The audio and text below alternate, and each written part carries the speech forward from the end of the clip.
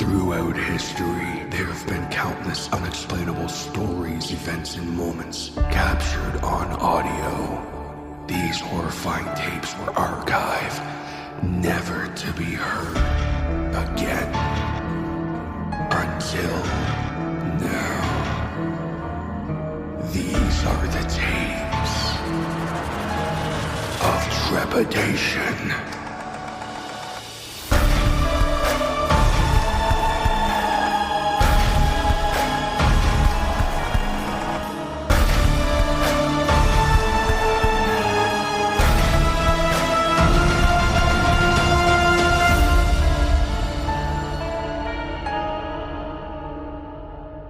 Tape number 27, The Nightcrawler.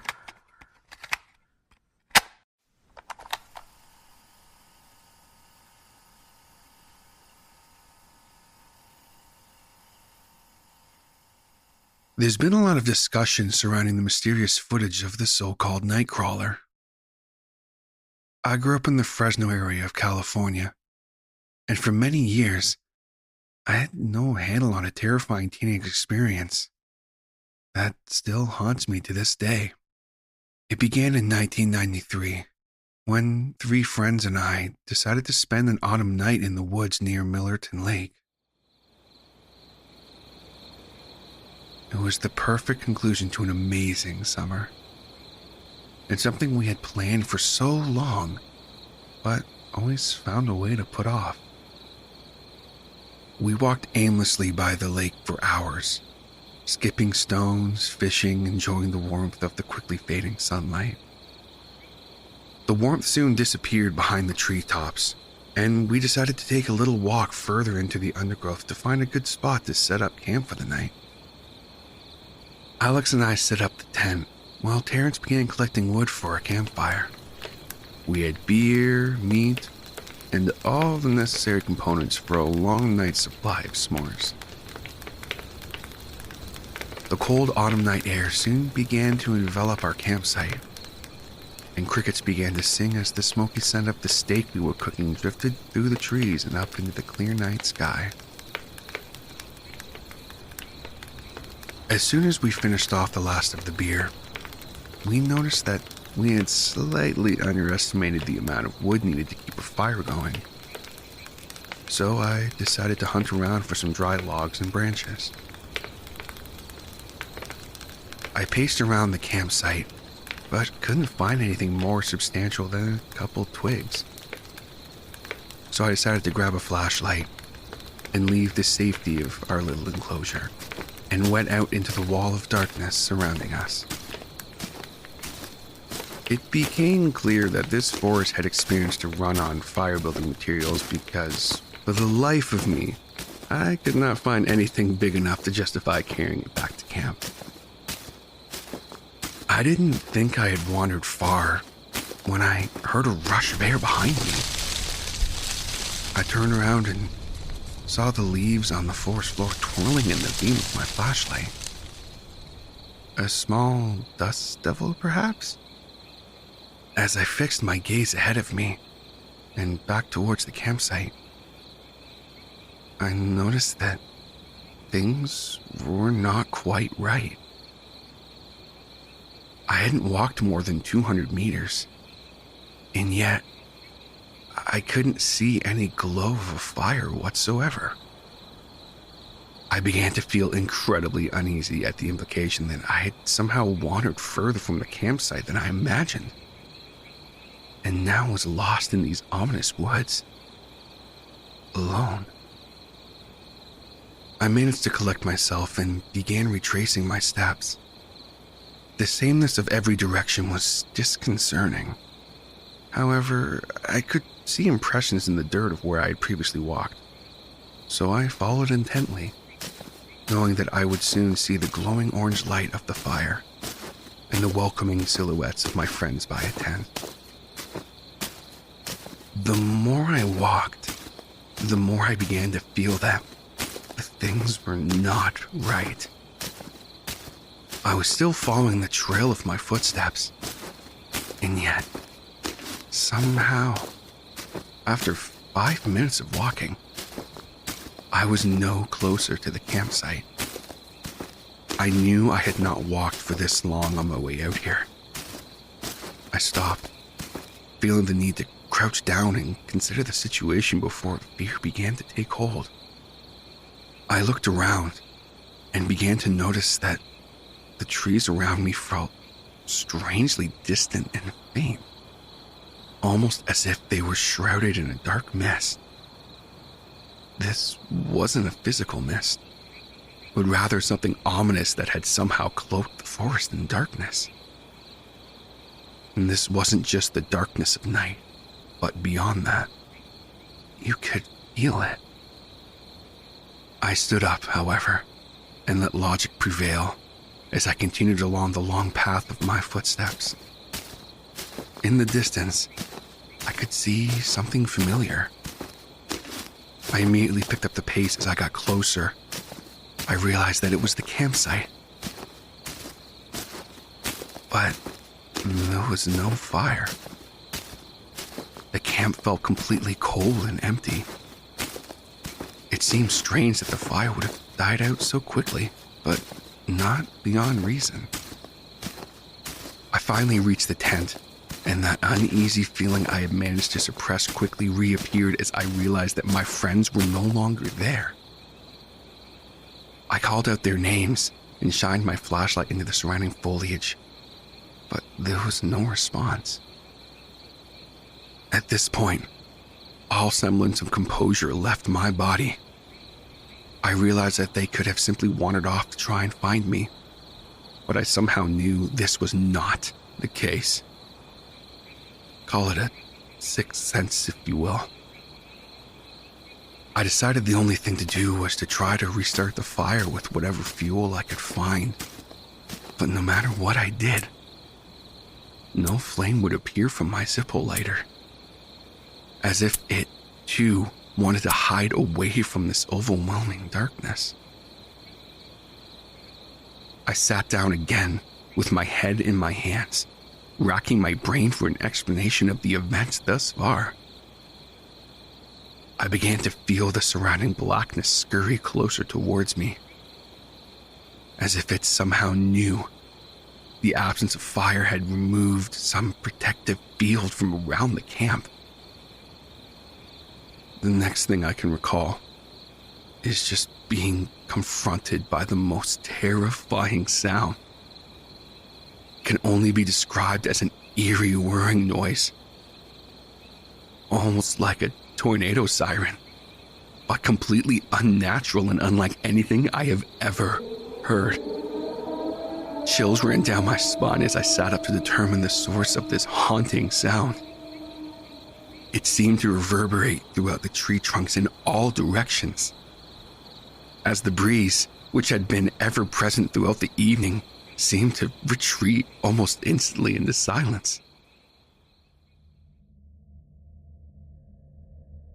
I heard footsteps and immediately rejoiced that my friends were returning to the camp and that we could discuss the night's events and at long last put myself at ease. As I listened to these footsteps draw closer, I felt a sudden uneasiness as I realized that there was something very wrong with the sound. They were far too slow. It sounded as if someone was walking unnaturally lazily, artificially, or alternatively, that they were on stilts. The more I listened to these footsteps, the more convinced I became that this was the sound of someone walking on stilts. And this thought really scared me, because after all, who or what would be walking on stilts in this pitch blackness in the thick of the forest? I shone my flashlight in the direction of the sound, dreading what I might see. But I had to know. The footsteps were closer than ever now. They must be right there, I thought. Suddenly, I see an object glint in the beam of my flashlight. The footsteps stop. At this point, I am absolutely frozen in terror as I glimpse a small white object through the trees. It moves slightly, and I see what looks like a head and legs. The head slowly turns towards me, and what I see causes me to scream, but no sound comes out of my mouth. The head is completely featureless. There are no eyes, no mouth, no nose, no ears, and yet somehow I know it is looking at me. It had no body, just a featureless head attached to long, sinewy legs, and it must have been no taller than 4 feet. It slowly turned its face back in the direction in which it was traveling, as far as I could tell, and began its uncanny gait back into the darkness. I sat there, shaking and mumbling as I tried to console myself. I had no explanation for what I had just seen. Just as quickly as it had arrived, the ghostly darkness that had surrounded everything vanished and the breeze returned to the trees. There they were, my friends, between the trees. I ran towards them and they were shocked to see my expression. "What the hell is wrong?" Terrence shouted as I reached them. It seems they couldn't find their way back to the camp, and had also found themselves trapped on some endless path to nowhere. I mentioned the sound, but they hadn't heard anything, and had no idea how the fire had been extinguished, as it was still burning strong when they left. I told them about what I had just experienced, and Alex's facial expression turned to one of terror. He told me that the Native Americans in this area had described seeing such creatures for generations, and that they often carried with them a sense of dread. We headed back to the camp and noticed that all of our watches had stopped running, and so we had no idea of the time frame in which these events occurred. Needless to say, at this point, we didn't sleep a wink that night, but the rest of the night was uneventful.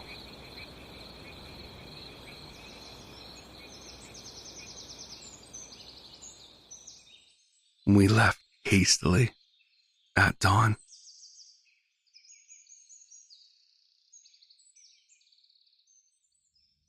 For years I had wondered what these creatures were and why this one felt the need to show up at our camp. All I had was this tale of Native American legend, and the fear that stayed with me since that night. It seems now that there is video evidence of these creatures venturing outside of the forest and into built-up areas. I can't help but wonder what it is that is drawing them closer to humankind, and just what it is that they may be planning. In the meantime, we will never know.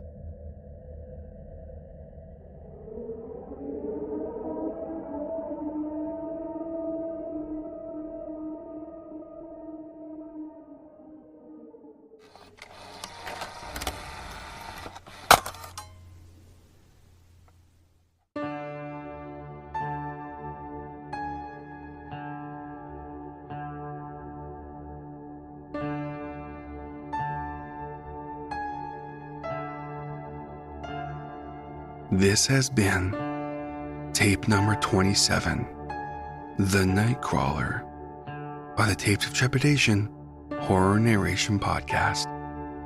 The Nightcrawler was written by an anonymous author and was originally posted on the Creepypasta Wiki.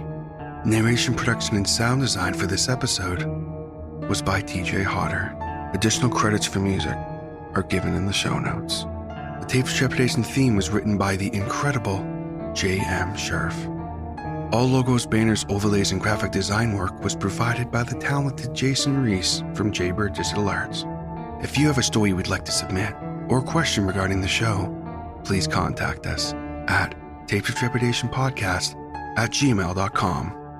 Support the show by subscribing and leaving a rating on Spotify, Apple Podcasts, your favorite podcatcher, or like and subscribe on YouTube. Be sure to tell your friends. Word of mouth is extremely helpful to a new podcast like this one. Check us out on social media through the link tree in the show notes. We have Facebook, Instagram, and Discord. And we have a new subreddit in which you can submit stories, discuss the show, and I may even host an AMA there once in a while. If you'd like to support the show a little more, consider joining the Tapes of Trepidation Patreon, where for as little as $5 a month, you can gain access to monthly bonus short story narrations, the weekly behind-the-scenes podcast within the archive, and more. Come, join us, and become trapped within the archive. Just like my current patrons, Kelly Sisson, Neil Skarupa of Neurotic Voice, Doozer Pindan, Ronan Kumori, Eric Phones, and Patrick Stewart. Thank you all so much for the support. All content used on Tapes of Trepidation is either original, used with permission, or is available on your Creative Commons share-alike license. All rights reserved unless otherwise stated. This podcast and its content may not be redistributed or rebroadcasted without the express written consent of Tapes of Trepidation and the story's author. Thank you so much for listening.